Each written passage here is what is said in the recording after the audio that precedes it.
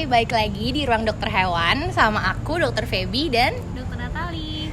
Nah, jadi hari ini kita bakal cerita-cerita nih tentang breed predisposition. Nah, kira-kira breed apa sih yang mau kita bahas hari ini, Dok? Hari ini kita akan ngebahas breed Maine Coon.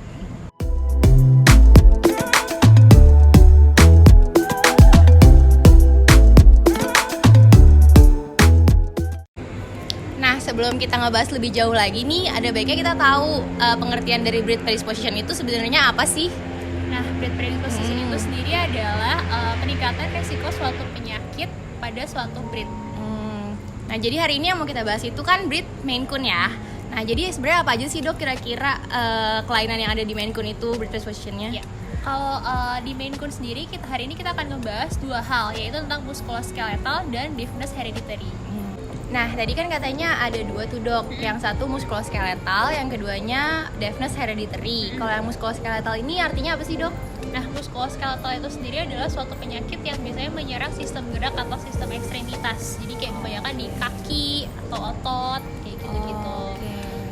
Nah, contohnya apa aja tuh?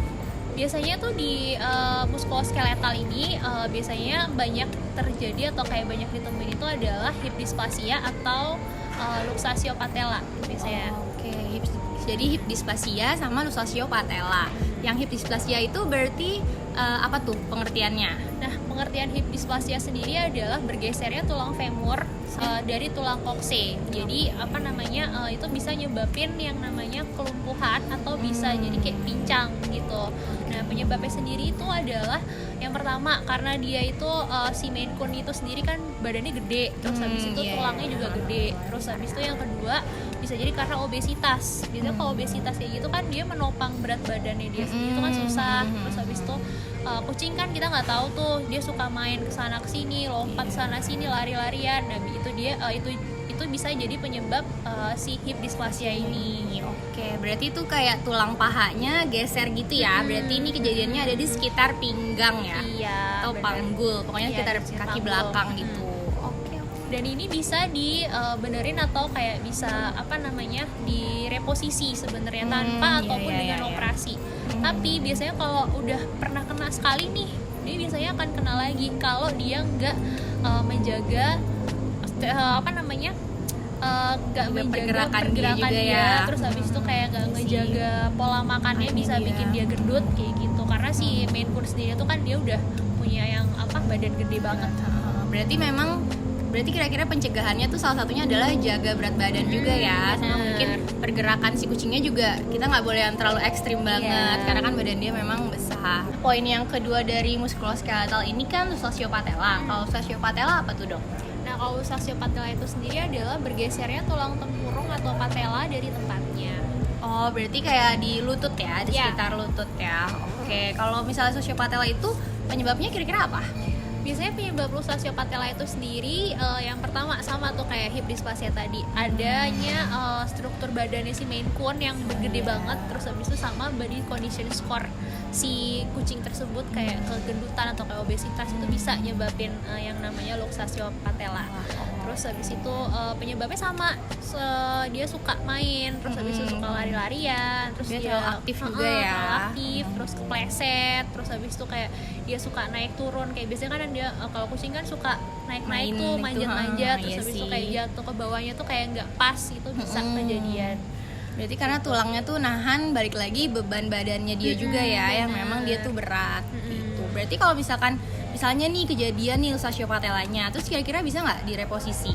Nah, kalau reposisi sendiri tuh sebenarnya bisa, tapi balik lagi ini bisa jadi kejadian lagi. Terus habis itu si luxatio patella ini juga dibedain dari grade-grade-nya. Biasanya kalau di grade-grade awal nih dia bisa bukan disembuhin sih, kayak direposisi, terus habis itu bisa dioperasi juga. Tapi kalau makin tinggi grade-nya itu makin susah.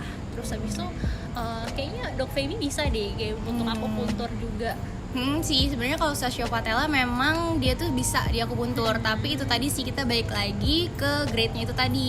Karena semakin parah ya mungkin kira-kira frekuensi akupunturnya juga akan semakin sering juga. Gitu sih. Nah, terus kira-kira semua kucing Maine Coon apakah dia bakal kena si luxatio patella ini atau gimana? Kalau luxatio patella sendiri itu namanya tergantung ini ya, balik lagi tergantung sama si aktif apa enggak ya kucing itu, terus habis itu sama tergantung body condition score-nya juga. Kalau sebenarnya dia udah gendut banget terus kayak aktif banget, itu bakalan tinggi juga kayak dia kambuh lagi gitu. Berarti sebenarnya balik lagi ke manajemen pemeliharaannya juga bener. ya. Berarti Semua sebenarnya balik gitu. yang punya Maine Coon juga harusnya nggak harus panik banget atau khawatir banget juga sih. Sebenarnya tinggal gimana kalian ngejaga manajemen perkandangannya dia, manajemen makannya juga. Kira-kira gitu sih ya. Nah apalagi kalau semua kayak Maine Coon kayak gitu kan, pemilik biasanya kayak pingin banget nih, aduh dok pingin banget nih kan dia gede, terus habis itu pingin dijadiin kayak bantal atau kayak gendut banget. Itu jangan banget, karena biasanya kalau breed gede dengan tulang-tulang yang gede juga itu akan membuat gampang banget lah istilahnya kena hip dysplasia sama luxatio patella ini. Iya benar banget. Jadi sebenarnya kucing yang gendut kelihatannya lucu tuh belum tentu sebenarnya sehat buat dia juga kan. Nah selanjutnya kita bakal ngebahas poin kedua dari breed predisposition disease yang ada di breed Maine Coon ini. Jadi tadi kan yang keduanya itu deafness hereditary ya. Nah deafness hereditary itu apa sih dok? Deafness hereditary itu adalah salah satu kelainan tuli biasanya yang diderita di kucing. Nah kucing ini yang kita bahas kan sekarang Maine Coon nih. Nah biasanya ciri-cirinya adalah kucing yang berwarna putih, terus habis itu dia bermata biru atau salah satunya bermata biru. Itu biasanya kecenderungannya akan lebih tinggi mengidap ketulian ini daripada breed-breed yang lain atau warna-warna yang lain gitu. Berarti kalau yang memang Maine Coon kan kita memang lihatnya banyak yang berwarna ya. Berarti kalau yang berwarna itu dia kemungkinan tulinya lebih kecil ya? Iya, kemungkinan besar kayak gitu. Tapi menurut literatur ya, biasanya dibahas tuh kayak kalau yang si tuli atau si deafness hereditary ini kebanyakan diderita sama kucing yang berwarna putih dan kebanyakan dia berwarna biru matanya. Oh gitu. Terus misalnya nih dok, kan memang tadi kemungkinannya kecil nih, tapi misalkan memang ternyata kucing kita tuh memang tuli, itu kira-kira dia ada nggak sih pencegahannya, atau bisa nggak nih dari tuli dia dibalikin lagi sampai bisa denger lagi gitu, mungkin nggak sih? Kayaknya nggak bisa sih, karena kan kalau hereditary ya balik lagi namanya hereditary itu keturunan, jadi itu adalah kelainan genetika yang nggak bisa diubah-ubah lagi, atau kayak kita mau dioperasi dong dok atau kayak dipakein alat itu nggak mungkin banget, apalagi kalau dipakein alat kayak manusia tuh kayak alat pendengaran itu kucing nggak bisa. Mungkin ya. Karena kan ya tahu sendiri lah kucing lari-lari terus dia kan gerah banget kan, suka ngecakar-cakar kalau ada benda-benda yang ada di muka atau di kepala gitu. Pasti dia risih banget juga ya. Terus kalau misalkan kita punya Maine Coon nih, terus caranya kita tahu kalau misalkan dia tuh tuli atau enggak gimana? Biasanya tuh untuk ngecek tuli atau enggaknya kita lakuin pengecekan suara ya, bisa kayak menjentikan di telinganya gitu ya. Tangan gitu di salah satu telinganya buat ngecek. Biasanya kalau media itu dia tuli, dia berarti nggak akan ada refleks tuh. Tapi kalau semuanya dia nggak tuli, pasti akan ada refleks kayak getar atau kayak kayak nengok dikit gitu. Dan si tuli atau deafness ini tuh dibagi jadi dua, ada yang bilateral sama yang unilateral. Jadi bisa salah satu atau keduanya. Berarti memang bisa misalnya cuma kanan aja atau kiri aja, atau memang kanan kiri gitu ya.